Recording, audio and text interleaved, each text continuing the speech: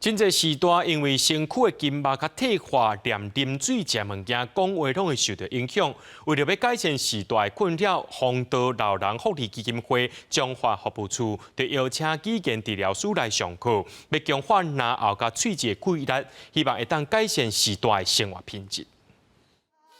分鼻仔用手工吸纸训练时代喙内筋膜。红道老人福利基金会中华服务处访视社区的时阵，发现长辈啉滚水常常会去砸到，而且普遍对喙内卫生有错误的观念，所以安排护理师参语言治疗师来上课，学正确的保健知识。通常拢会发现，就是啉茶就是会砸到，了个就是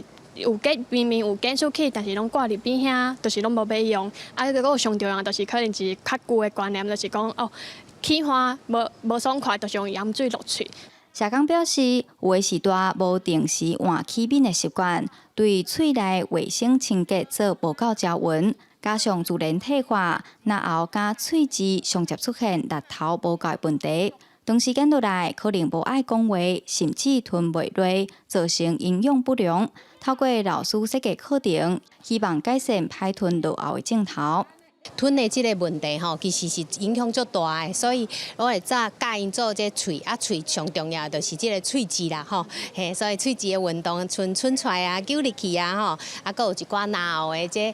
就是夹球啊，还是这个竖物件的这个运动吼，拢是会教这个时代这样。靠力无啦，就分迄分无久啦，这分啊分较久啊。老师就教讲喙一日洗几摆喙啊，安怎保养啊？语言治疗师嘛讲，食物件、开讲拢需要用到喙，喙若无力出问题，其实对生活影响足大。平常时除了爱注重喙内卫生，若是有发现时大定定砸到胃口无好，上好赶紧去检查，量早治疗复健。记者杨淑晴综合报道。